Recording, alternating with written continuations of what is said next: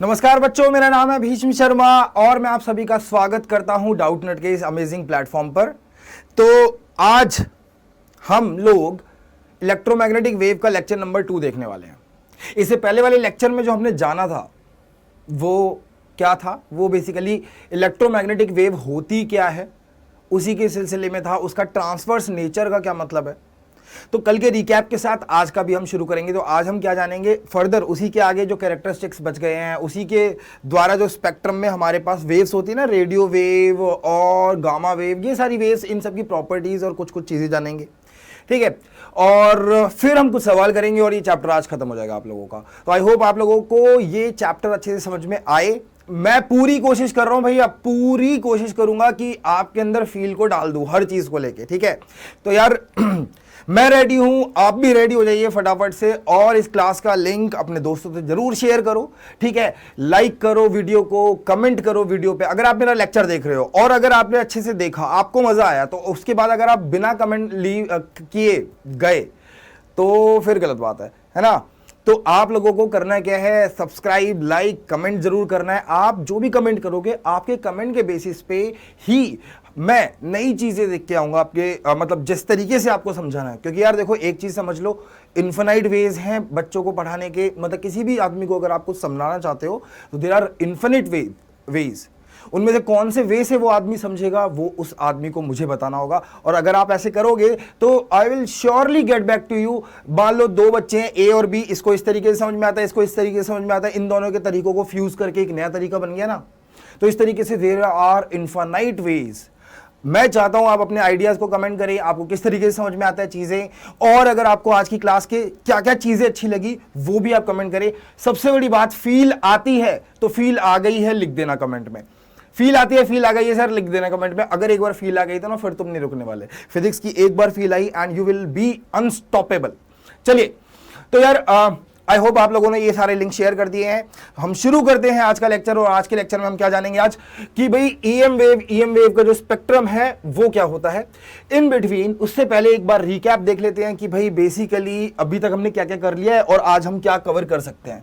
तो finally all in all ये है हमारा सिलेबस, करेक्ट और नॉट, यही है सिलेबस।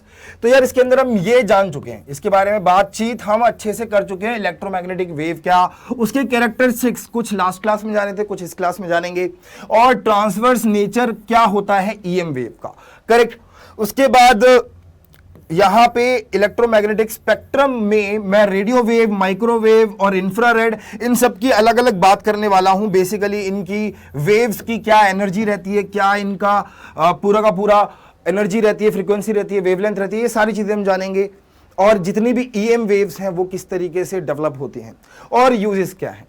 ठीक है, तो भाई ये तरीका रहा। और electric field variable magnetic field से जुड़ी हुई है, इसके बारे में और थोड़ी सी रोशनी डालूंगा। तो बेसिकली आज की क्लास में आपको पूरी फील आने वाली है कि इलेक्ट्रोमैग्नेटिक वेव होती क्या है। फील आ गई, फिर आपको कितना भी बड़ा सेंटेंस दिख जाए क्वेश्चन का, आपको समझ में आ जाएगा। Physics is all about feel. नहीं तो अगर आप फील नहीं जनरेट कर पा रहे हो, मैं आपकी पूरी कोशिश लगा दूंगा करने में। और अगर तब भी नहीं कर पा रहे हो ना बेटा, कोई बात नहीं, कोई तो तरीका होगा जिससे तुम फील कर सको, कमेंट में डाल देना, मैं वो करूंगा। लेकिन the point is feel develop करनी है। फील आ गई तो उसके बाद इतना 100 पेज का सवाल लिख दो, तब भी समझ जाएंगे। ठीक है, चलिए, ये तो ज्यादा हो गया, 100 पेज का सवाल वो तो नहीं समझ पाएंगे, लेकिन मैं आपको एक एक्सप्रेशन दे रहा था कि हाँ इस तरीके से काम कर सकता है। तो समझ गए यार। तो ये अपना प्लीज शेयर करो, शेयर करो। तो यार आज जो हम देखने वाले हैं वो इन सारी चीजों के बारे में देखने वाले हैं। ठीक है, तो एक क्विक रिकैप से शुरू कर लेते हैं कि यार अभी तक हमने क्या क्या जाना था। अभी तक सर हमने जाना था कि orientation of electric field electromagnetic wave के अंदर बेसिकली इलेक्ट्रिक वेव और मैग्नेटिक वेव, मतलब इलेक्ट्रिक फील्ड वाली जो वेरिएबल इलेक्ट्रिक फील्ड वाली जो वेव है और वेरिएबल मैग्नेटिक फील्ड वाली जो वेव है वो आपस में कैसे कनेक्टेड है। तो हमने ये देखा था कि अगर इलेक्ट्रोमैग्नेटिक वेव मैं लेता हूं तो मेरे पास बेसिकली ये पता चलता है कि electric field and magnetic field दोनों कैसे चल रहे हैं, दोनों परपेंडिकुलर प्लेन्स में। आपको यहां दिख रहा है, दिख रहा है ये, ठीक है। अगर ये इलेक्ट्रिक फील्ड है वाई एक्सिस में, तो z एक्सिस में बेटा डांस करके नहीं दिखा रहा हूं, this is not a step of dance, लेकिन कर सकते हो फिजिक्स पे बिना म्यूजिक के डांस। यहां देखो मेरे साथ, सीखो बिना म्यूजिक के डांस। तो दिस इज मैग्नेटिक फील्ड और दिस इज इलेक्ट्रिक फील्ड। दिख रहा है आपको मैग्नेटिक फील्ड, ये दोनों 90 डिग्री पे हैं। Electric field magnetic field, electric field magnetic field, dance भी आ गया, बहुत बढ़िया है ना। ऐसे ही कर शुरू कर देते डांस करते करते पढ़ाई। यस, चलें, तो ये आपस में 90 डिग्री पे रहती हैं। तो जो ईएम वेव ट्रेवल होती है वो इन दोनों के परपेंडिकुलर एक्सिस में होती है। लेकिन अगर मैं बात करूं तो परपेंडिकुलर एक्सिस क्या होगा बेटा, यहां देखो, तो यहां पे वो परपेंडिकुलर एक्सिस होगा सर ये, है ना, ये यहां पे प्रोपगेशन चल रहा है, प्रोपगेशन ऑफ ईएम वेव, यहां पे ईएम वेव का प्रोपगेशन चल रहा है। हाँ या ना, मजा आया नहीं आया जान के? यस, ये रहता है। तो both waves are perpendicular to each other. अब आगे चलते हैं और जानते हैं, ये तो क्लियर हो गया था हमें। और ये परपेंडिकुलर एक्सिस में ट्रेवल करती है। अगर ये वाई एक्सिस में, बेटा ये क्या है, वाई एक्सिस, अंदर या बाहर की तरफ क्या है, जेड एक्सिस, जेड एक्सिस, और ये क्या है, एक्स एक्सिस, दोनों से 90 डिग्री पे है ना। तो याद रखना कि जो लाइट होती है वो इलेक्ट्रिक फील्ड हमारी परपेंडिकुलर होनी चाहिए मैग्नेटिक फील्ड, और परपेंडिकुलर होनी चाहिए लाइट वेक्टर के लिए, है ना। लाइट या लाइट को यहां पे पता है एक बड़ी हमारे दिमाग में कंफ्यूजन क्या है, हम लाइट को जब बोलते हैं लाइट तो हम विजिबल लाइट की बात करते हैं। इनफैक्ट जितनी भी इलेक्ट्रोमैग्नेटिक वेव्स हैं जिनके बारे में अभी तक हमने बात की है, सब लाइट की कैटेगरी में आ सकती है। तो फिर वहां पे इनविजिबल लाइट और विजिबल लाइट वाली बात आ जाती है, ठीक है। तो लाइट अगर मैं कह रहा हूं तो मैं ईएम वेव को डिनोट कर रहा हूं, या फिर ईएम वेव कह दूंगा, ठीक है। लेकिन आपको मजा आना चाहिए।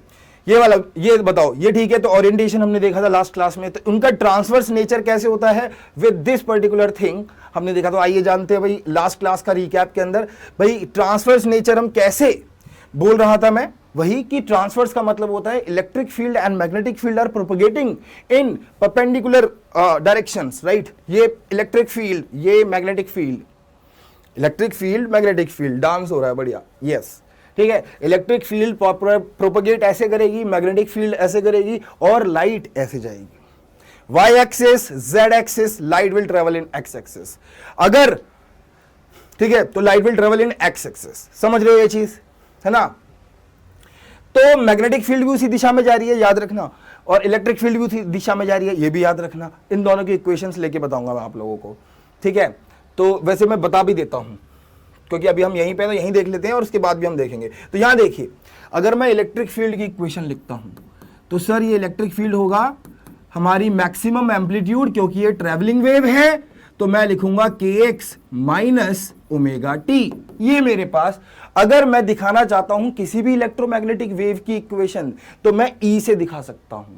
अगर मेरे को B गिवन है तो मैं B से भी दिखा सकता हूं, एवरीथिंग इज सेम, कोई दिक्कत नहीं है। मैं B गिवन है उससे भी दिखा सकता हूं। देख रहे हो, इन दोनों के फेजेस यानी इन दोनों के एंगल को मैं सब्ट्रैक्ट करूंगा तो 0 आएगा। यानी ये दोनों वेव्स, जैसे मैंने लास्ट क्लास में बताया था, they travel in same phase, ठीक है। ये इनके एम्पलीट्यूड्स हो गए। अरे इस माइनस का मतलब है फॉरवर्ड डायरेक्शन, एक्स एक्सिस में चल रही है, ये एक्स एक्सिस में चल रही है, इस एक्स का मतलब है एक्स एक्सिस में चल रही है, तो माइनस है तो यानी फॉरवर्ड पॉजिटिव दिशा में जा रही है, और अगर यहां पे प्लस होता तो उल्टी दिशा में जाती। दोनों की सेम दिशा है, दोनों की सेम दिशा है, दोनों की सेम दिशा है, और दोनों का सेम फेज है। सेम फेज का मतलब क्या हुआ सर, सेम फेज का मतलब क्या हुआ सर, दोनों एक साथ चालू हुए हैं, एक साथ स्टार्ट किए हैं, और दोनों के जो एम्पलीट्यूड रीच करेंगे, ये वाला जो एम्पलीट्यूड है और ये वाला जो एम्पलीट्यूड है, वो एक ही समय पे रीच करेंगे, है ना। तो हम और क्या बोल सकते हैं, हम ये भी बोल सकते हैं, नया इंपॉर्टेंट फैक्ट है जो मैं अभी बता रहा हूं, ठीक है, कि हम क्या बोलेंगे sir, electric field and magnetic field का मैक्सिमम और मिनिमम दोनों सेम टाइम पे रीच करते हैं। तो यार सीधी सी बात है, रीच करते हैं। तो सर सीधी सी बात क्या है, सर सीधी सी बात ये हो गई कि रीच करते हैं मतलब दोनों इन सेम फेज में, both electric field and magnetic field are in same phase. Sir अलग फेज में होते तो कैसा होता डायग्राम, अलग फेज में होते तो इलेक्ट्रिक फील्ड मान लो ऐसे है ना, कैसे बनाए, तो वो आगे पीछे से चालू होते। इलेक्ट्रिक फील्ड है मान लो ऐसे, है ना, और तो मैग्नेटिक फील्ड यहां से चालू होती, तो ऐसा होता, लेकिन ऐसा हो ही नहीं पाता। मतलब ये, इसको मैं कहता हूं अगर इनके इनिशियल पॉइंट सेम नहीं है तो ये आउट ऑफ फेज वाली बात है, ठीक है। लेकिन बाय चांस नहीं, by studying all the chances, जितने भी चीजें हो सकती थी उसमें जब स्टडी करा हमने तो वी फाउंड कि भैया दोनों सेम फेज में रहती हैं, यानी इन दोनों के मिनिमा, इन दोनों के मैक्सिमा, इन दोनों के जीरो सब एक ही समय पे रीच होते हैं, इलेक्ट्रिक फील्ड के और मैग्नेटिक फील्ड के। और इन दोनों के ऑसिलेशन से z axis y axis and this is called electromagnetic dance. Electromagnetic dance समझ रहे हो? करके दिखा देना करके दिखा देना कि सर ये मेरा इलेक्ट्रोमैग्नेटिक डांस, और मुझे ना एक वीडियो डाल देना, ठीक है, उसमें टैग भी कर देना। चलो डाउटनेट को टैग कर देना। तो दोनों एक ही दिशा में जा रहे हैं, both are travelling the same direction. तो यहां पे भी हमें यही देखने को मिल रहा है। तो जो भी मैंने बताया है, क्या इसमें कोई भी दिक्कत आप लोगों को, कैसी भी कोई भी दुविधा परेशानी बताइए? क्लियर हो रहा है ये चीज? बताओ। थोड़ा स्टाइल ही मार लेते हैं भाई, है ना। चलो हो गया स्टाइल, अब चले आगे। चलिए, तो अब ये दोनों सेम फेज में ट्रेवल करेंगे, ठीक है, सेम फेज में चलेंगे, सारे मैक्सिमा मिनिमा एक ही समय पे दोनों क्या करेंगे। तो ये दोनों ऑसिलेशंस मूव कर रही हैं परपेंडिकुलर डायरेक्शन में एक दूसरे। ये वाई एक्सिस, ये एक्स एक्सिस, तो वाई और Z, Y Z X, light I X में, ठीक, आई फील, चलो ऐसी आती रहेगी और डेवलप करते हैं, अभी जाने नहीं देंगे फील को यार, ठीक है। यस, ये हो गया, एक और स्टाइल मार दिया यार। यहां देखो कैरेक्टरिस्टिक्स ऑफ ईएम वेव्स। तो पहला जो हमने लास्ट क्लास में आया था, पहला कैरेक्टरिस्टिक्स ये था कि भाई ईएम वेव को ट्रेवल करने के लिए नहीं है जरूरत किसी मीडियम की। सच है, कोई दिक्कत नहीं है। इलेक्ट्रिक फील्ड वैक्यूम में बन सकती है, हाँ बन सकती है। मैग्नेटिक फील्ड वैक्यूम में बन सकती है, बिल्कुल बन सकती है। जब दोनों वैक्यूम में वेरी कर सकती हैं, बिल्कुल कर सकती हैं। तो यानी लाइट भी ट्रेवल कर सकती है वैक्यूम में, भाई लाइट भी ट्रेवल कर सकती है वैक्यूम में। अगर इस एक्सिस में इलेक्ट्रिक फील्ड, इस एक्सिस में मैग्नेटिक फील्ड में वेरिएबल डाल दूं, और ये फिर से इलेक्ट्रोमैग्नेटिक वाला डांस है, ये इलेक्ट्रोमैग्नेटिक ईएम वेव डांस, तो यहां निकलेगा क्या, हमारी लाइट कैमरे की तरफ, सीधा आपकी तरफ, राइट नाउ।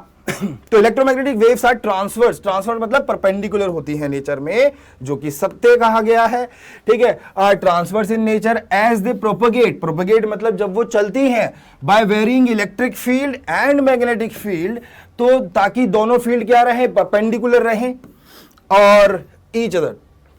तो फाइनली अब यार यहां पे देखो, जितने भी चार्जेस होते हैं वो जब एसएचएम करेंगे तभी एक वेरिएबल इलेक्ट्रिक फील्ड और एक वेरिएबल मैग्नेटिक फील्ड बनेगी। ये मैंने कल की क्लास में बताया था। तो अगर पार्टिकल एसएचएम कर रहे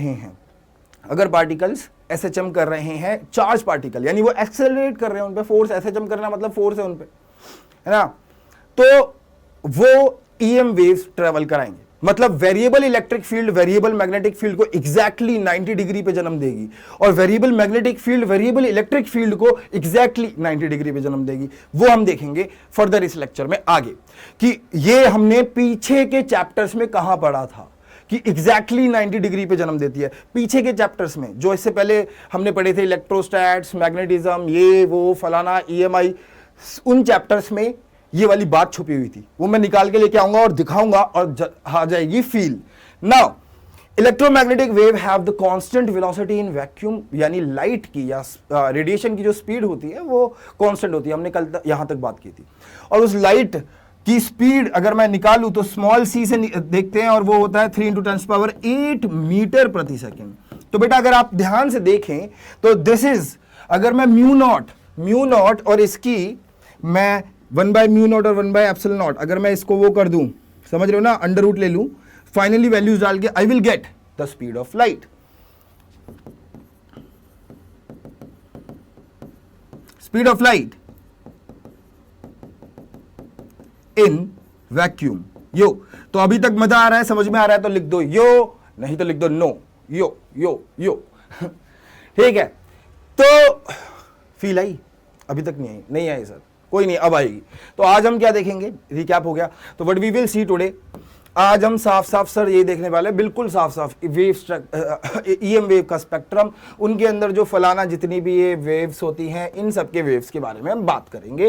क्या फ्रीक्वेंसी रहती है, क्या इनका नेचर रहता है, क्या एनर्जी रहती है, और फिर कुछ सवाल करेंगे, ठीक है। और यहाँ पे आज ये चैप्टर हमने एनसीईआरटी लेवल पे जो बोर्ड्स में आपके टर्म 2 का सिलेबस है उसके बेसिस पे खत्म कर दिया।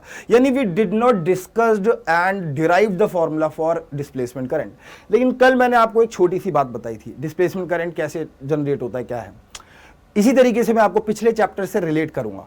चले आगे। तो आज हम ये देखने वाले हैं। तो फिलहाल जल्दी से स्टार्ट करते हैं अपना इलेक्ट्रोमैग्नेटिक स्पेक्ट्रम। इलेक्ट्रोमैग्नेटिक स्पेक्ट्रम जच रहा है, देख रहे हो। अब इसके अंदर मुझे दिखता है कि there are different kinds of electromagnetic waves. तो इनके कैरेक्टरिस्टिक्स को स्टडी करते हैं, बचे हुए कैरेक्टरिस्टिक, और इनको अलग अलग भी देखेंगे। तो पहले जनरल कैरेक्टरिस्टिक देखेंगे, यानी जो हर एक वेव परफॉर्म करती है वो जनरल हो गया। Radio wave, microwave, infrared, visible light, ultraviolet perform क्या करती हैं? That they will travel in vacuum, they can travel in vacuum. Fastest speed world में क्या है? 3 × 10⁸ metre per second, not world, ब्रह्मांड में, है ना। तो सबकी स्पीड सेम होती है। अब जैसे ही वो किसी और मीडियम में एंटर करती है तो क्या होता है? किसी और मीडियम में एंटर कर गई तो सबकी स्पीड में कमी आएगी। तो वो कमी मीडियम पे डिपेंड करती है, उसके बारे में हम बात करेंगे। तो इन सब के बारे में हम बात करने वाले हैं। आपको याद क्या रखना है इस डायग्राम से कि रेडियो वेव्स की वेवलेंथ बहुत ज्यादा है, बहुत ज्यादा है, और गामा रेज की वेवलेंथ बहुत कम है। और हमने लास्ट क्लास में बात की थी कि energy is directly proportional to frequency. तो प्लैंक्स कह के चले गए, क्या कह गए संत कबीर, संत प्लैंक की E is equals to HF। F is frequency of wavelength, है ना, frequency of any wave, frequency of EM wave. Cool है, कह गए प्लैंक्स। यहां पे देखें तो याद रखना कि ये याद थोड़ा सा रखना कि किस ऑर्डर में लाई करती है, इस ऑर्डर में 10⁻³ पे। और गामा रेज कौन से ऑर्डर में लाई करती हैं? कुछ -13 -14 पे, ठीक है। और वहां पे फ्रीक्वेंसी बहुत ही ज्यादा हो जाती है, बहुत ज्यादा। चलिए अब आगे चलते हैं और जानते हैं कि बचे हुए कैरेक्टरिस्टिक्स क्या थे। तो बेटा बचे हुए कैरेक्टरिस्टिक्स के बारे में अगर मैं टिप्पणी करूं तो पहली चीज आ जाती है कि जो हमारे पास इलेक्ट्रोमैग्नेटिक वेव है उनको मीडियम नहीं चाहिए। ठीक है भैया, हो गई ये वाली बात। तो does not require any kind of medium, ठीक है। उसके बाद दूसरी बात, इनहेरेंट कैरेक्टरिस्टिक क्या है? Inherent characteristics of an electromagnetic wave. Inherent मतलब जो उसके साथ चल के आता है बेटा। इनहेरेंट मतलब अगर इलेक्ट्रोमैग्नेटिक वेव है तो उसके अंदर एक कैरेक्टरिस्टिक उसके साथ चल के आएगा, और उस कैरेक्टरिस्टिक का नाम है, नाम क्या है उसका नाम है सर ये फ्रीक्वेंसी। मतलब फ्रीक्वेंसी के साथ फंडा क्या है कि फ्रीक्वेंसी चेंज नहीं होती है। अगर एक लाइट या ईएम वेव या रेडिएशन एक मीडियम से दूसरे मीडियम में ट्रेवल कर रही है, आपने पढ़ा हुआ है, ध्यान दो। अगर मैं ऑप्टिकली रेयरर मीडियम से डेंसर मीडियम में आता हूं, है ना, डेंसर मतलब जहां पे भीड़ बहुत है, ऑप्टिक्स में देखेंगे, चिंता ना करें। और रेयरर मतलब जहां पे भीड़ बहुत कम है। Light I, it will bend towards the normal, ये हुआ, है ना। तो हमने क्या बोला था? हमने कहा लाइट की स्पीड यहां पे v1 होगी और फ्रीक्वेंसी होगी कुछ, और इनटू में लाइट की यहां पे एक वेवलेंथ होगी। क्योंकि लाइट जितनी वेव्स आ रही थी उतनी ही वेव्स एंटर कर गई। वहां से 4 आई तो 4 एंटर कर गई, 3 आई तो 3 एंटर कर गई। तो यानी नंबर ऑफ वेव्स पर सेकंड सेम ही है। क्यों? क्योंकि वो तो फोर्स बना रहा है। तो यहां पे भी अगर मैं बात करूंगा तो मैं बात करूंगा ये। तो कायदे से देखने को क्या मिलेगा नजारा ये है आज का कि मीडियम के अंदर, डेंसर मीडियम के अंदर स्पीड कम हो जाती है, और क्योंकि फ्रीक्वेंसी कांस्टेंट है तो वेवलेंथ भी डायरेक्टली कम हो जाती है। तो हम सरलता के साथ बिना किसी डर के ये बिल्कुल बोल सकते हैं, डर किस चीज का कि कहीं ऐसा तो नहीं मैं बोल दूं और सबके लिए वैलिड ना हो, बिल्कुल बिना किसी डर के आप बोल सकते हैं कि ईएम वेव के लिए ये जरूर रहता है, अलग मीडियम अलग स्पीड अलग वेवलेंथ। रेयर मीडियम में स्पीड ज्यादा थी तो वेवलेंथ ज्यादा थी, अंदर आएंगे तो वेवलेंथ कम हो जाएगी, यानी इन दोनों के बीच की जो दूरी है यहां पे कम हो जाएगी थोड़ी। मैं कम कर देता हूं, है ना, यहां पे कम हो जाएगी दूरी थोड़ी, इस तरीके से देख रहे हो। ये वेवलेंथ है लैम्डा 2 और ये वेवलेंथ है लैम्डा 1। तो देखने को मिल रहा है सब कुछ। वेलोसिटी कम हो गई, वेवलेंथ बढ़ गई, फ्रीक्वेंसी उतनी ही रहने वाली है, यानी number of waves entering the surface पर सेकेंड उतनी रहने वाली है। फ्रीक्वेंसी डिपेंड करती है बेटा, फ्रीक्वेंसी डिपेंड करती है सोर्स पे, ठीक है। तो यहां पे मैं एक बहुत इंपॉर्टेंट बात लिख देता हूं, फ्रीक्वेंसी, तो inherent characteristics will never change, है ना। फ्रीक्वेंसी ऑफ ईएम वेव या लाइट कह लो does not change while passing through the medium, while passing through different mediums। यो बताओ। और यार इस क्लास के लेक्चर, इसके लिंक को शेयर वेयर कर रहे हो नहीं कर रहे हो, है ना। ऐसे मत करो यार इसकी शेयर ना करो। आपके टीचर आपके लिए मेहनत करके आ रहे हैं, तो इतना तो कर सकते हो, है ना। तो फटाफट से ये वीडियो लाइक शेयर और कमेंट जरूर करें कि फील आई नहीं आई। जिसको फील आएगी ना लिख दे यार, मजा आ जाएगा, मेरे को भी मजा आ जाएगा। तो now frequency of EM wave does not change while passing through the different mediums. काहे, क्यों? क्योंकि sir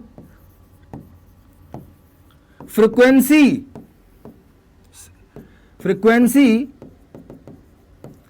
of an EM wave depends on source।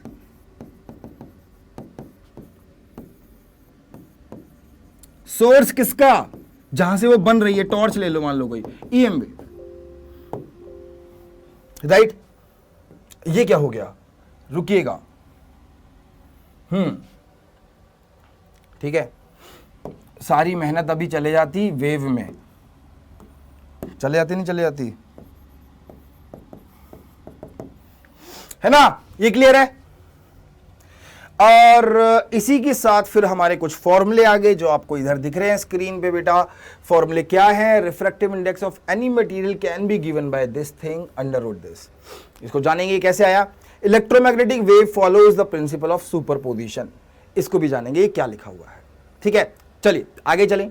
ये अभी तक क्लियर है? अगर आपको कोई डाउट है तो कमेंट्स में डाल दें, मैं आपके जब कमेंट्स के गो थ्रू करूंगा आफ्टर द क्लास, ठीक है। तो नेक्स्ट क्लास में आने से पहले आपके वो कॉमन डाउट्स जरूर ढूंढ के ले आऊंगा जिनको हमें इस प्लेटफॉर्म पे डिस्कस करना चाहिए, ठीक है। चलिए, तो ये चैप्टर अनयूजुअली काफी छोटा है बाकी चैप्टर्स के मुकाबले, है ना। ओहो गिर गया तो यहां पे चलिए पहले मैं डिराइव ही कर देता हूं आप लोगों के लिए। Derivation for this thing is necessary, और कोई ज्यादा बड़ी चीज नहीं है ये फॉर्मूला, है ना। कोई ज्यादा बड़ी चीज नहीं है ये फॉर्मूला। यहां देखो, अभी आपने पीछे कहा सर मुझे स्पीड ऑफ लाइट मिलती है इससे, म्यू नॉट एप्सिलॉन नॉट, ठीक है। तो सर किसी और मीडियम में स्पीड ऑफ लाइट क्या होगी? किसी और मीडियम में नॉट तो वैक्यूम बताते हैं ना, यहां होगी sir mu M E M, मतलब permittivity of any medium and mu M. Cool है, ठीक है। चलो, तो अब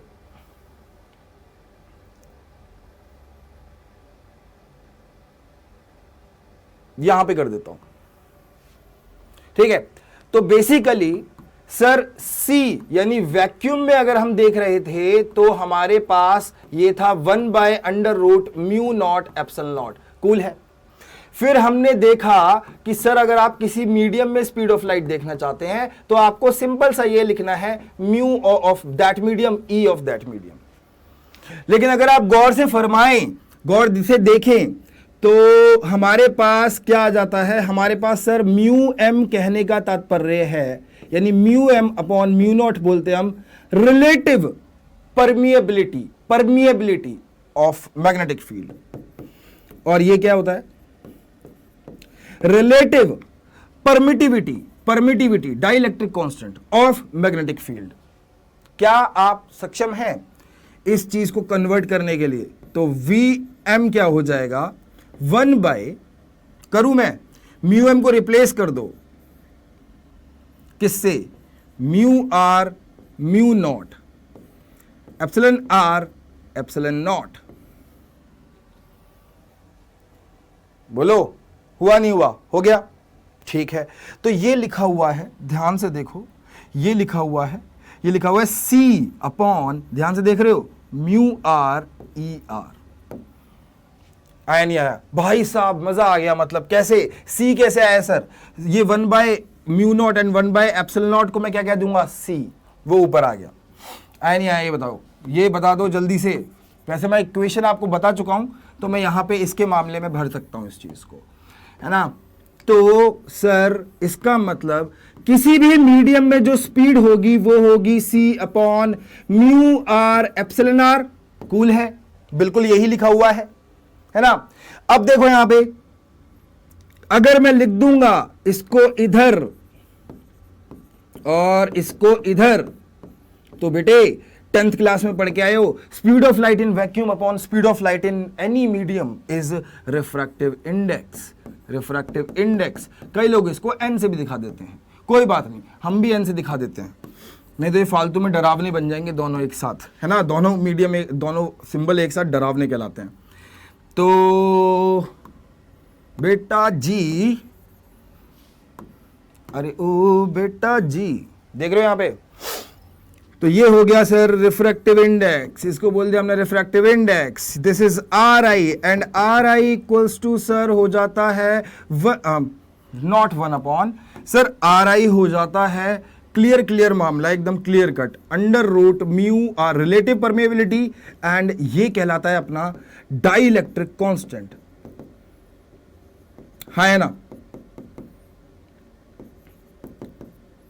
यो क्लियर है कि नहीं है? यस, ये है relative permeability for a magnetic field. ठीक है, तो हमने ये क्या देखा है? हमने देखा है ये डिराइविंग रिफ्रैक्टिव इंडेक्स,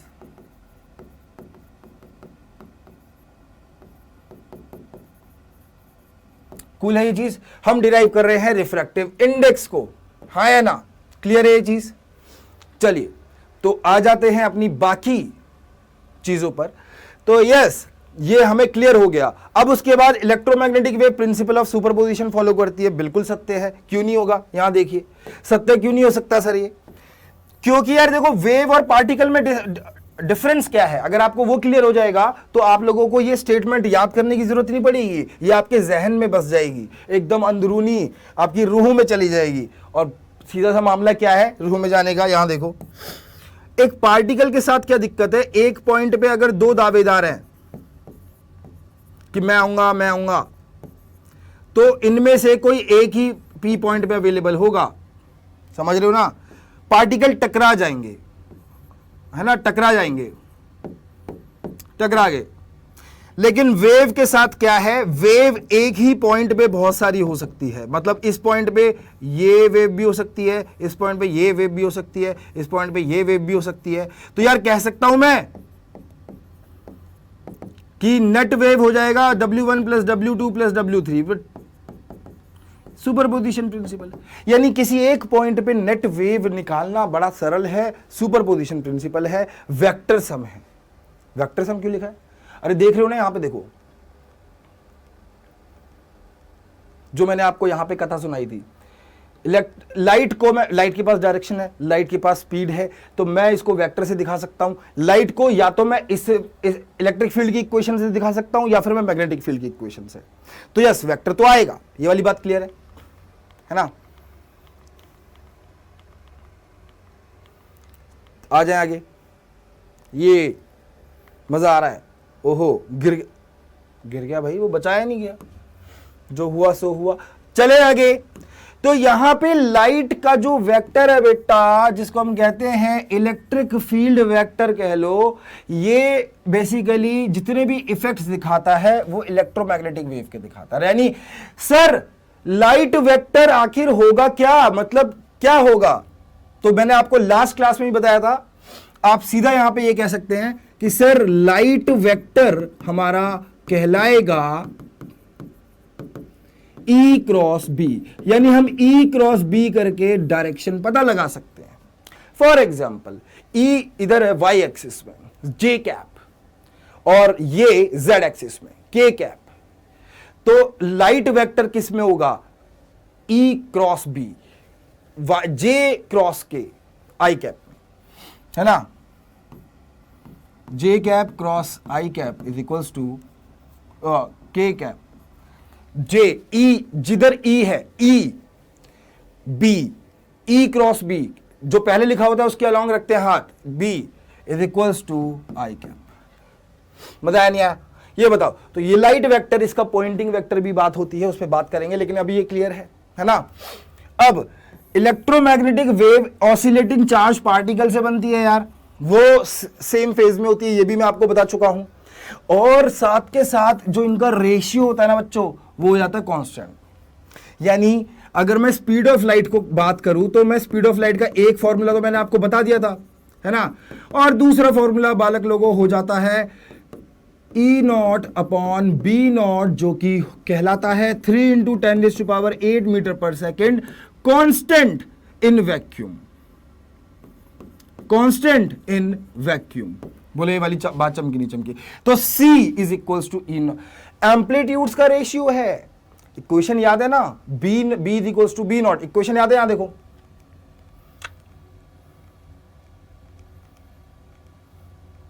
ज्यादा ही डिजाइनिंग हो गई है। इक्वेशन किधर है? डिजाइन कर लिया हमने, लेकिन इक्वेशन ये रही, ये हट शो चल रहा है क्या? या देखो, तो ये जब इन दोनों को हम डिवाइड कर देंगे तो हमारे पास C आ जाएगा E naught by B naught. तो लास्ट में लेक्चर के मैं आप लोगों के लिए सारे फॉर्मूले लिस्ट कर दूंगा जो भी हमने इस में पढ़े हैं, ठीक है? चलो चले आगे। तो आगे चलते हैं फटाफट से और जानते हैं बाकी क्या कैरेक्टरिस्टिक्स रह गए हैं और कुछ और नई चीजें। क्लियर है ये भाई? ऐसा लगता है कि दिक्कत हो गई है। हाँ, अब नई चीज आई है क्या कि ये जो लाइट जा रही है, अब इस लाइट में एनर्जी होती है, ठीक है? और energy per unit time power कहलाता है। जैसे कि मैंने आपको बताया था, जो सनलाइट आ रही है वो उसकी पावर इंटेंसिटी अर्थ पे है 1500 वॉट प्रति मीटर स्क्वायर। तो ये हो गया intensity of light, power upon 4πr² कह लो, एरिया ऑफ स्फेरिकल सरफेस या फिर क्यूबॉइडल सरफेस, इस तरीके से। तो हम जनरली इंटेंसिटी के लिए स्फेरिकल सरफेस लेते हैं, उस पे आऊंगा मैं। तो यार दोनों मिलके टोटल लाइट की एनर्जी है मान लो 10, तो दोनों मिलके आधा आधा बांट लेते हैं, मान लो 10। तो ये हो गया, जैसे कि भाई मैं कह देता हूं टोटल एनर्जी है मेरे लाइट की कितनी, मान लो 10 जूल। तो इसका मतलब क्या हुआ? इलेक्ट्रिक फील्ड के पास एनर्जी होगी 5 जूल और इसके पास भी एनर्जी होगी 5 जूल, बराबर बराबर आपस में बांट लेंगे, ठीक है? अच्छा, अब यार यहां पे ना एक पॉइंटिंग वेक्टर होता है जो कि हम एनर्जी की बात करते हैं तो उससे दिखा सकते हैं। तो दिस इज दे, ये रहा। तो देख रहे हो क्या लिखा हुआ है? एनर्जी एनर्जी एनर्जी, ये लिखा हुआ है। पॉइंटिंग वेक्टर क्या होगा? एनर्जी पर यूनिट एरिया पर यूनिट टाइम, है ना? एनर्जी पर यूनिट एरिया पर यूनिट टाइम। पता है इसको क्या कहते हैं? बोलो, कोई बता सकता है? यार कहीं से मेरे को आवाज तो आ रही है। क्या आवाज आ रही है? सर इसको कहते हैं इंटेंसिटी। वो ये क्या कह दिया? ये क्या मतलब? ये कहां ले गए सर हमें? अब ये कहां ले गए? ओहो, ये कहां ले गए सर? ये यहां पे आप खेल गए। इंटेंसिटी कैसे? देखो, अगर मैं यहां देखो, अगर मैं इनको लूं तो ये एनर्जी पर यूनिट टाइम है, ये क्या हो जाएगा? पावर। तो हम क्या कहते हैं? देखिए, हम कहते हैं sir intensity is equals to power upon area, 4πr² कह रहा हूं, area is equals to power होती है energy per unit time, is equals to energy upon area into time. चमका? चमका के नहीं चमका, बताओ। तो इंटेंसिटी पता चल गई यार, ये बहुत जरूरी है। मैंने छोटी सी जगह में लिखा, लेकिन ये बहुत बहुत बहुत बहुत ही जरूरी है। कैसे चाबी अटक गई सर? क्योंकि बहुत जरूरी है। इंटेंसिटी किसी भी चीज की पावर अपॉन एरिया लेते हैं, ना कि सिर्फ लाइट की। मैं जो आपका फॉर्मूला है ना 1/4 पाई एप्सिलॉन नॉट के Q1 Q2 upon 1/4 pi epsilon naught R square, तो 4 पाई आर स्क्वायर बोलते हो ना उसको भी आप क्या कहते हो? इलेक्ट्रिक फील्ड की intensity sir KQ by R square. तो इंटेंसिटी में नीचे डिवाइड किया था ये वाला एरिया, इस वजह से आया वहां पे वो 4 pi epsilon naught R square. ये क्लियर है कि नहीं है? बताइए, फील आई भाई? तो यानी ये दोनों मिलकर टोटल एनर्जी बांट लेती है, जो कि सत्य है, कोई भी दिक्कत नहीं है, बिल्कुल होना चाहिए, ऐसे ही रिश्ता होना चाहिए भैया। आधा आधा बांटो, अपना आराम से रहो बिना लड़ाई झगड़े के। तो ये दोनों इस चीज में निपुण हैं। दोनों एक वेरिएबल इलेक्ट्रिक फील्ड अगर मान लो वाई एक्सिस में है, तो ऑटोमेटिकली जेड एक्सिस में मेरे पास आ जाएगी वेरिएबल मैग्नेटिक फील्ड। ठीक है, तो चलिए आगे चलते हैं। पॉइंटिंग वेक्टर समझ में आया? ई क्रॉस वी को आप पॉइंटिंग वेक्टर बोल सकते हो। ठीक है, तो अब हम आ जाते हैं इसकी कुछ अच्छी अच्छी चीजों पे। तो यार इक्वेशन तो हमने क्लियर करा दी थी। इक्वेशन तो आप किसी से भी दिखा सकते हो, आप किसी से भी इक्वेशन दिखा सकते हो। ठीक है, कि मैं सर लेकिन दोनों सेम फेज में होनी चाहिए।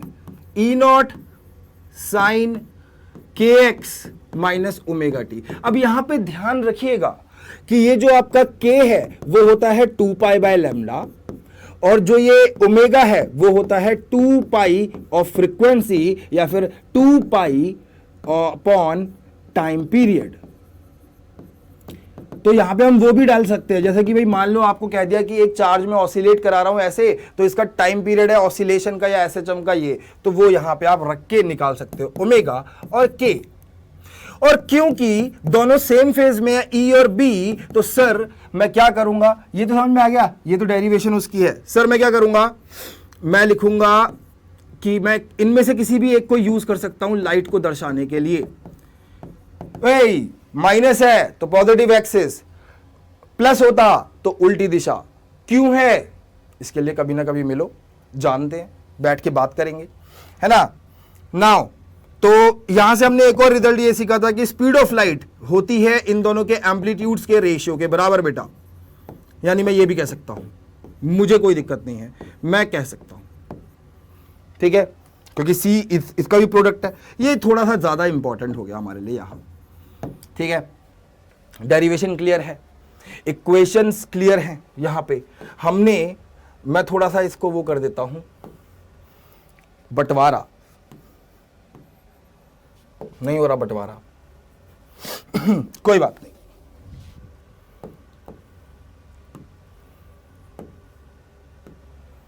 ये मोटा मोटा मोटा मोटा बंटवारा, तो ये समझ रहे हो ना, दोनों सेम ही दिशा में जा रही हैं, दोनों एक ही दिशा में जा रही हैं।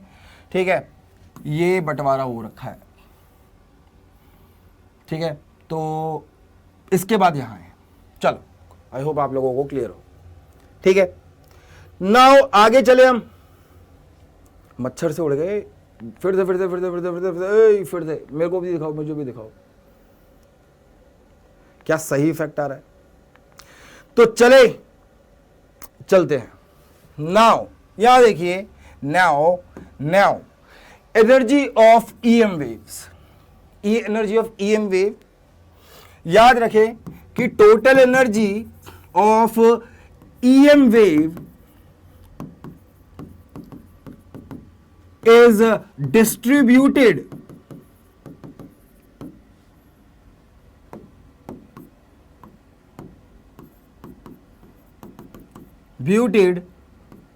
into electric field and magnetic field equally,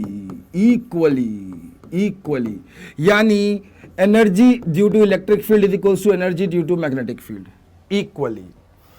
total energy is equals to average energy of electric field. Sir average क्यों ले रहे हो? अरे डरा दिया sir. Sir sir sir sir रुक जाओ, मतलब एवरेज कहां से आ गया? देखो यार क्या होता है कि जब भी हम किन्हीं भी साइनोसोडल चीजों की बात करते हैं तो वहां पे हमारे लिए एवरेज लेना जरूरी हो जाता है, क्योंकि चीजें तो बदल रही है ना, चेंज होती जा रही है हमेशा हमेशा हमेशा हमेशा एनर्जी, तो इसीलिए एवरेज लेने से थोड़ा ईजी पड़ जाता है। जैसे कि एवरेज एनर्जी डेंसिटी की अगर मैं बात करूंगा फॉर इलेक्ट्रिक फील्ड, है ना, इलेक्ट्रिक फील्ड के लिए एवरेज यू क्या है, एनर्जी डेंसिटी क्या है। देखो एनर्जी क्या होती है, एनर्जी होती है एनर्जी डेंसिटी इनटू में वॉल्यूम। अब वॉल्यूम तो यार जहां जहां पे लाइट जा रही है वहां पे जो भी वॉल्यूम होगा वो सबके लिए सेम होगा। मान लेते कि लाइट को आपने इस ग्लास से, इस सिलेंडर से निकाला, तो ये जो वॉल्यूम है इसका वो तो सबके लिए सेम ही है। सबके लिए मतलब मैग्नेटिक फील्ड के लिए भी यही वॉल्यूम है। तो दोनों की एनर्जी बराबर है, एनर्जी डेंसिटी बराबर है। तो एनर्जी कैसे होगी बराबर, भाई एनर्जी डेंसिटी बराबर है तो मैं इनटू में वॉल्यूम कर दूंगा तब भी। तो इज डिस्ट्रीब्यूटेड इक्वली। और एक यहां पे जरूरी सूचना क्या है कि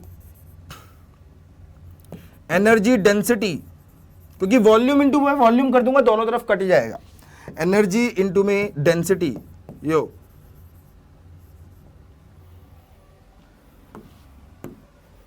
अगले पेज पे देखेंगे, ठीक है ना, ये क्लियर है। तो यहां देखो एनर्जी डेंसिटी दोनों की क्या है, सेम है, मेरे को ये बताना है ना। एनर्जी डेंसिटी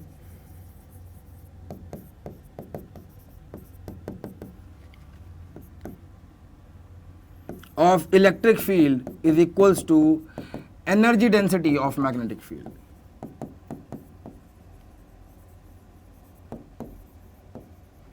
ठीक है, ये एक और इंपॉर्टेंट चीज हो गई। तो यार यहां देखो एवरेज में लेता हूं, देखो वैसे तो energy density half epsilon E square, लेकिन जब हम साइनोसॉइडल लेते हैं तो उसका में जो एवरेज निकालते पूरा इंटीग्रेशन करके दिखाना पड़ेगा, वो 1/2 ऑफ 1/2 आ जाता है, इधर 1/2 आ जाता है। तो यानी ये हो गया सर 1/4। और अगर मैं मैग्नेटिक फील्ड की एवरेज एनर्जी लूं तो वो भी क्या हो जाएगा 1/4 म्यू, ये B square by mu naught, B square by mu naught. ठीक है, ठीक है, ये समझ में आया, ये भी आ गया। ठीक है, वॉल्यूम सेम है। ठीक, तो हम क्या बोलेंगे, देखो यहां पे देख रहे हो, मैं क्या बोलूंगा सर, इसका मतलब टोटल एनर्जी हो गई मेरी U E average plus U B average,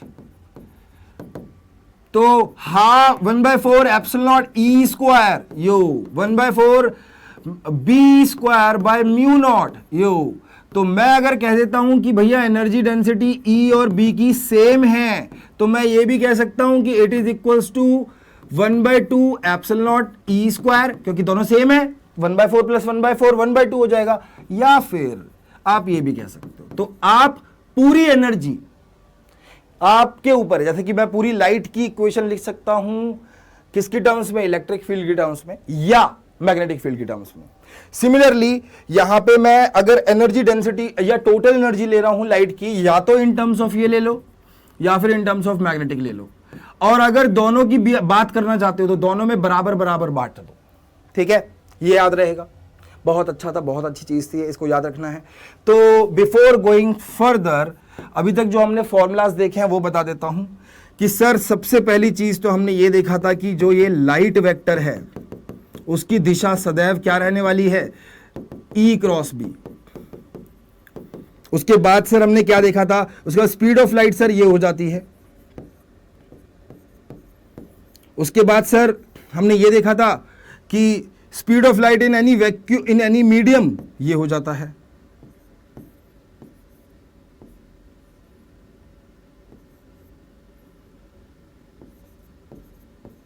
ठीक है, ये क्या डाइलेक्ट्रिक कांस्टेंट। फिर उसके बाद सर टोटल एनर्जी, या तो मैं दिखा सकता हूं हाफ टोटल एनर्जी डेंसिटी ना, तो पहले तो ये देखेंगे। तो हमने और क्या देखा, ये कि energy density this is equals to magnetic field, electric field वाली और मैग्नेटिक फील्ड वाली एनर्जी सेम है। तो मैं कह सकता हूं कि टोटल एनर्जी या तो half epsilon naught E square लिख लो या फिर आप total energy half B square by mu naught लिख दो, दोनों चलेगा।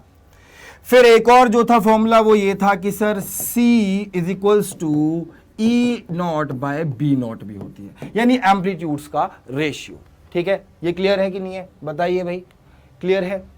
चलिए आगे बढ़े।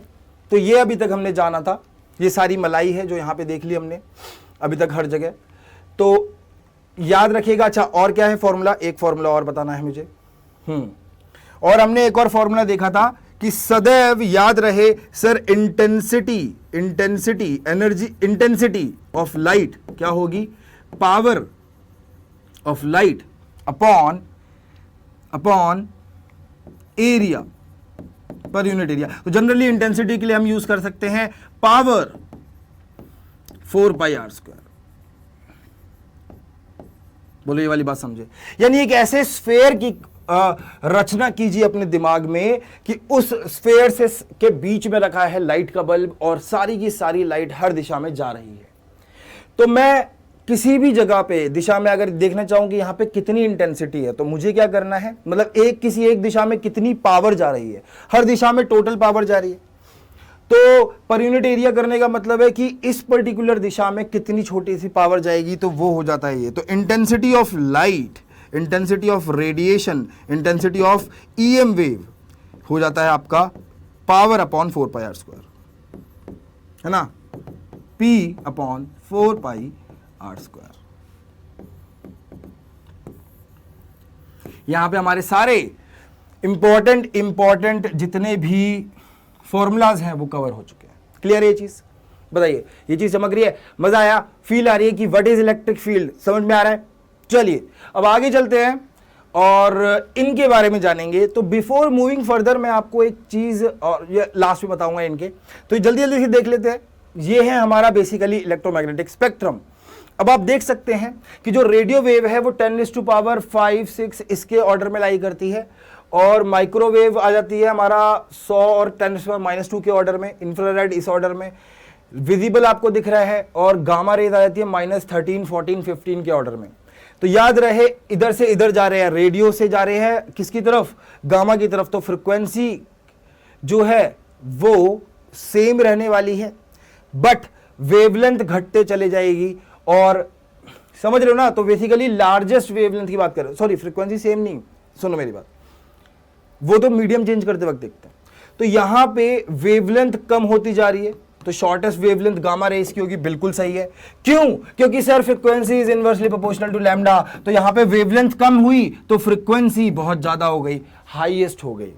ठीक है, और लो भाई अब हमें पता है सर किसी भी फोटोन की एनर्जी निकालना है, ये तो हो गया सर ये, तो इसका मतलब है जिसकी फ्रीक्वेंसी ज्यादा उसकी एनर्जी ज्यादा, फ्रीक्वेंसी इसकी ज्यादा तो गामा रे की इतनी ज्यादा एनर्जी है कि वो किसी के अंदर भी पेनिट्रेट कर जाएगी।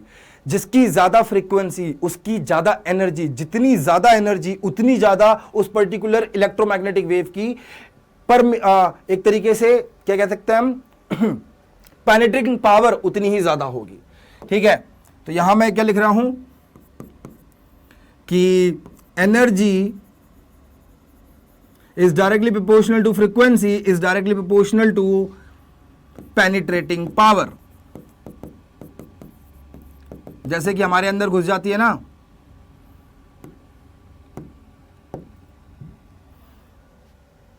ओहो सॉरी, penetrating power,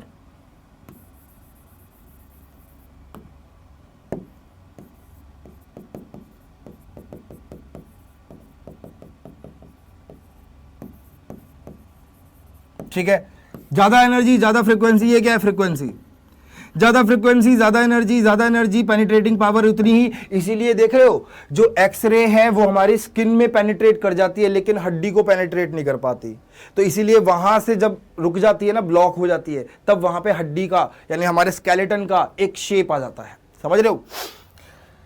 क्लियर है? तो यार इसी के बारे में जानते हैं। तो रेडियो वेव्स की अगर मैं बात करूं तो रेडियो वेव्स का जो ऑर्डर होता है वो बहुत ज्यादा होता है, राइट।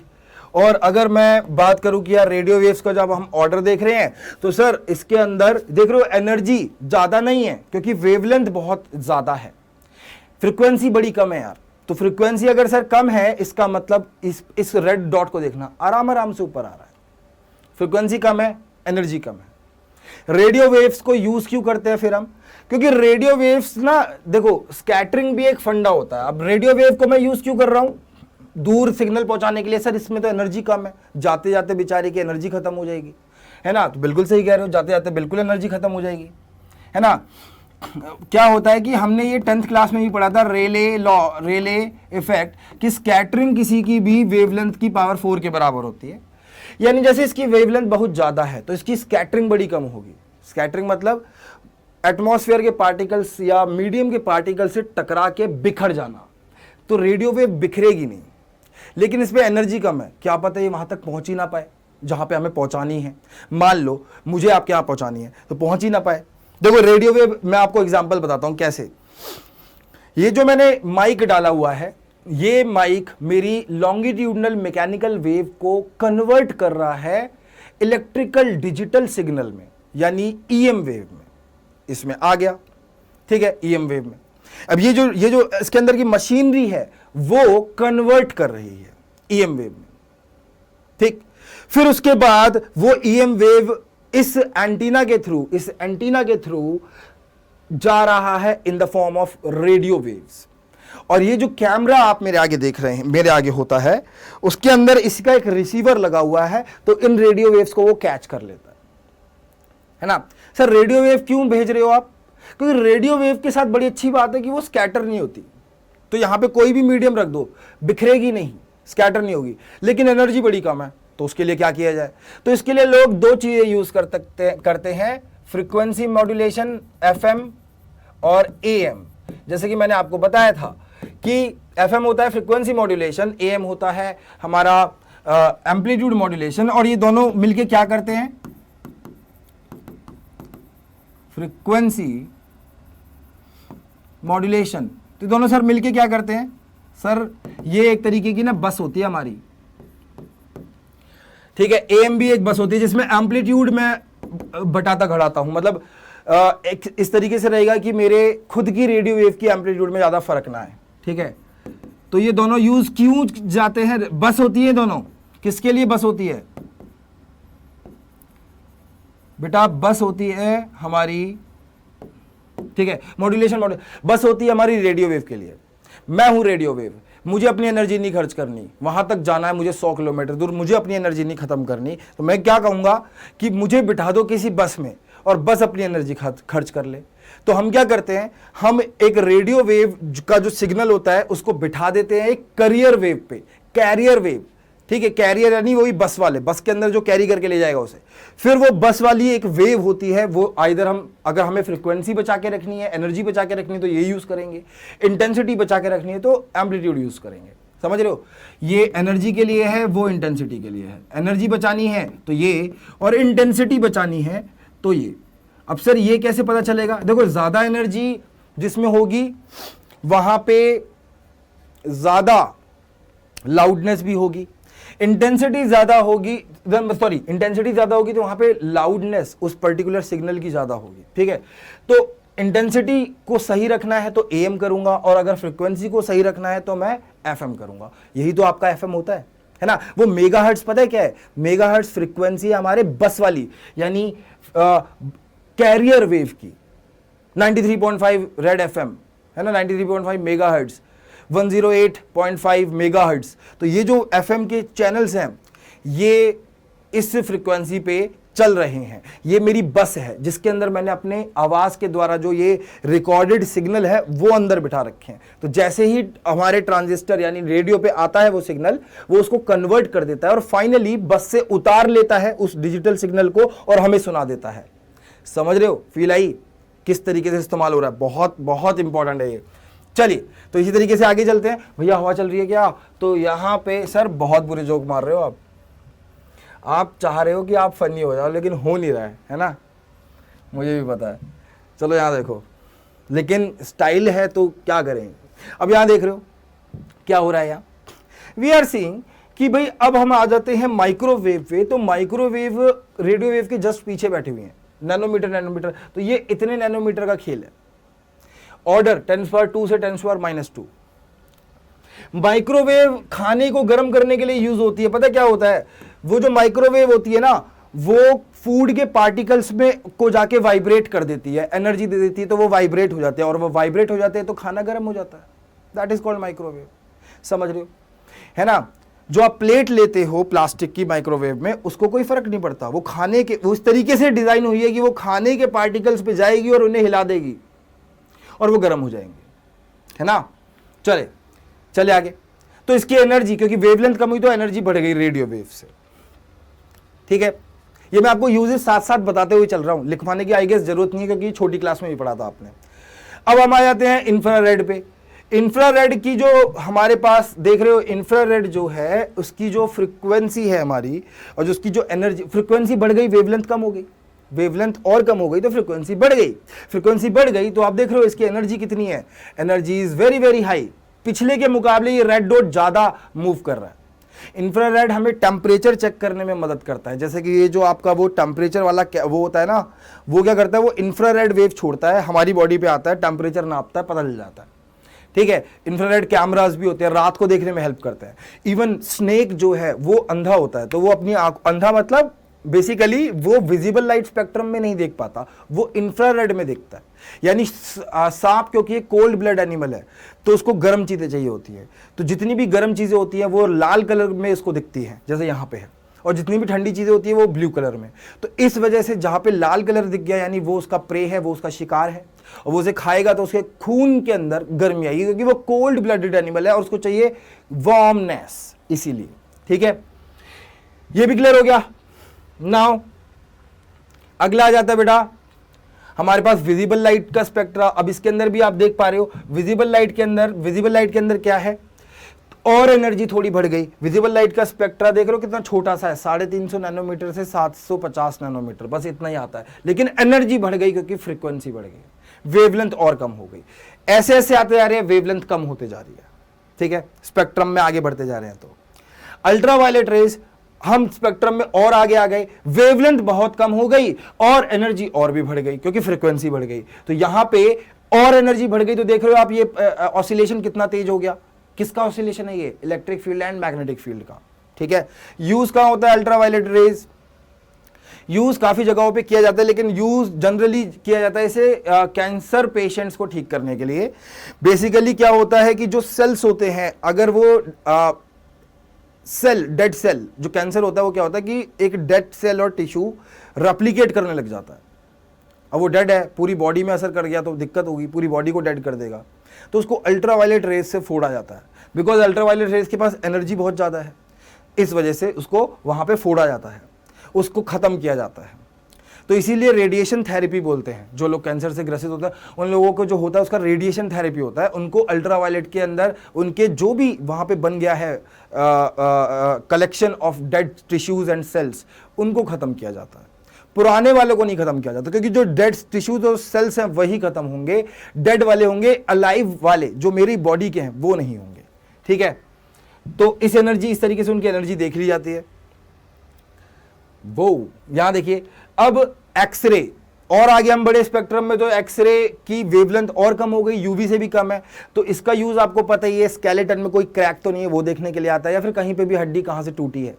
तो ये इतनी ज्यादा इसकी पावर है, पेनिट्रेटिंग पावर, क्योंकि इसकी फ्रीक्वेंसी बड़ी ज्यादा है। तो फ्रीक्वेंसी ज्यादा, एनर्जी ज्यादा, एनर्जी ज्यादा यानी एनर्जी पर यूनिट टाइम, यानी पावर ज्यादा, पावर ज्यादा तो आगे चलेंगे इंटेंसिटी ज्यादा, राइट, ये चीज क्लियर है। और इससे आगे हम देखें अगर, तो आ जाती है हमारे पास गामा रेज। ये यार न्यूक्लियर ब्लास्ट में, न्यूक्लियर फिनोमिना से क्रिएट होती है, क्योंकि इनकी फ्रीक्वेंसी बहुत ज्यादा होती है, ये अंदर तक पेनिट्रेट करके ना खत्म कर देंगे इंसान को भी। तो जब ये फूटा था, जब न्यूक्लियर बॉम्ब फटता है, तो ये चीज निकल के आती है गामा रेज, बहुत हीट होती है। जितना भी हीट होता है वो ये सारे रेडिएशन अपने साथ लेके चलते हैं। बेसिकली रेडिएशन के अंदर ही हीट होती है। हीट बेसिकली एक रेडिएशन ले सकते हो आप, जब वो मॉलिक्यूल्स की वाइब्रेशन पे ना चले, ठीक है। चलिए आगे चलें। तो यार ये स्पेक्ट्रम था हमारा, अब आपको क्लियर हो गया होगा, सारी चीजें हमने देख ली हैं। तो आप इसका ऑर्डर याद रखिएगा, छोटी क्लास में किया है तो मैं इस पर ज्यादा समय नहीं दे रहा हूं। आइए आगे चलते हैं और कुछ सवाल करते हैं।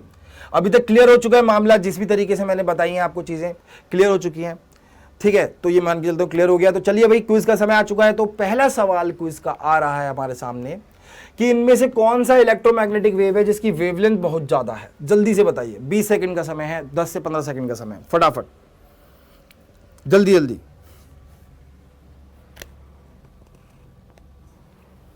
है ना? तो यार किसकी वेवलेंथ बहुत ज्यादा होने वाली है? सर वेवलेंथ होने वाली है एक्सरे की, तो फ्रीक्वेंसी बहुत ज्यादा होती है। अल्ट्रावायलेट उससे जस्ट पीछे ही चल रहा है, इंफ्रारेड थोड़ा उससे और पीछे है। माइक्रोवेव, सर माइक्रोवेव समझ रहे हो, उसकी वेवलेंथ ज्यादा है क्योंकि वो रेडियो के बगल में है, और इन बाकी सबकी वेवलेंथ कम है। वेवलेंथ ज्यादा है, फ्रीक्वेंसी बड़ी कम है, एनर्जी कम है, फूड पार्टिकल्स को हिला के आ जाती है। EM waves are produced by charge in uniform motion, नहीं। चार्ज एट रेस्ट, नहीं। एक्सेलरेटेड एंड डिसेलरेटेड चार्जेस, बिल्कुल एक्सेलरेट होना चाहिए, क्योंकि एक्सेलरेट होगा जब चार्ज, तो क्या होगा, एक तरीके से जो वेव थ्योरी वो कहती है जब भी एक चार्ज एक्सेलरेट होता है तो वो अपने से क्या देता है, एफएचएम कराने के लिए भी आप लोगों को एक्सेलरेट करना पड़ेगा ना, उसमें फोर्स लगाना पड़ेगा, तो वो हमें रेडिएशन निकाल के देता है। रेडिएशन यानी लाइट, यानी इलेक्ट्रिक फील्ड और मैग्नेटिक फील्ड परपेंडिकुलर निकाल के देता है। करेक्ट। अब आगे चलते हैं, नेक्स्ट सवाल क्या है। अगर बी मैग्नेटिक फील्ड वेक्टर है और ई हमारा इलेक्ट्रिक फील्ड वेक्टर है और किसी भी ईएम वेव में, तो पूछा हुआ then which of the following relations is correct. तो C is equals to E by B, या फिर C is equals to B E, या फिर बी बाई ई, या फिर ई बी। सर अभी तो पढ़ाया था आपने ये। तो सी इज इक्वल्स टू किसी भी, अगर मैं उधर देख रहा हूं वैक्यूम में, तो एम्पलीट्यूड्स हैं ये, एम्पलीट्यूड भाई, तो आप निकाल लोगे एम्पलीट्यूड दिया हो तो। कल मैं आपको सवाल कराऊंगा, तो प्लीज जरूर आइएगा क्लास में, लाइव होऊंगा मैं आप लोगों के सामने लाइव, ठीक है। Now choose the wrong statement. Electromagnetic are transverse in nature, बिल्कुल होती हैं, तो ये रॉन्ग तो नहीं हुई। Travel with the speed of light in free space, बिल्कुल सही बात कही है। Electromagnetic waves are produced by accelerating charges, बिल्कुल ये भी 100% बात ठीक है। अब क्या कह रहा है, with the same speed in all medium, नहीं यार, अलग अलग मीडियम में अलग अलग स्पीड होगी। ऑप्टिक्स में पढ़ के आए हैं, डेंसर मीडियम में स्पीड कम हो जाएगी क्योंकि वहां पे ट्रैफिक ज्यादा है, मॉलिक्यूल्स भीड़ ज्यादा है। करेक्ट। आइए अब जाने, तो यार अगर आपको पसंद है ये क्लास तो जरूर लिखिएगा। नेक्स्ट क्लास में हम मेंडी क्विज देखेंगे। मैं आपको एक और चीज बता देता हूं जो मैंने आपको बोला था कि पिछले चैप्टर्स में कवर हुई है। यार अगर मैं, ये मैग्नेटिक फील्ड है, ठीक है, और ये मैंने रख दिया लूप, कंडक्टिंग लूप, तो याद है ना आपको क्या होता है सर, कंडक्टिंग लूप रख दिया आपने और मैग्नेटिक फील्ड कर दी वेरिएबल,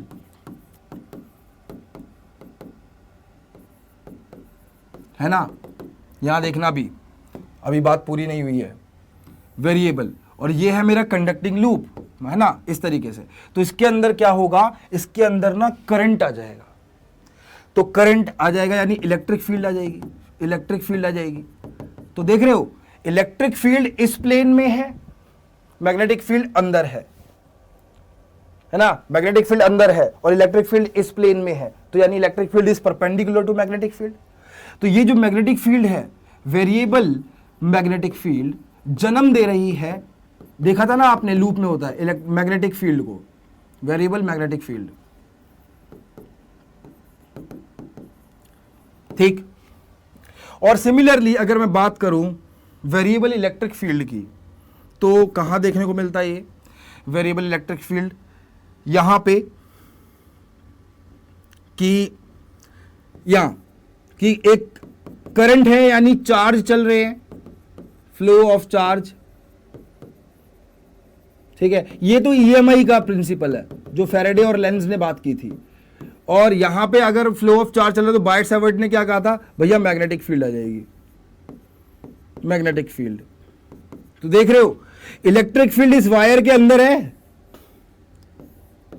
और मैग्नेटिक फील्ड ऐसे है बाहर की तरफ, वायर के अंदर है 90 डिग्री। क्लियर है ये चीज, है ना। चलो आगे देखें, तो हो चुका।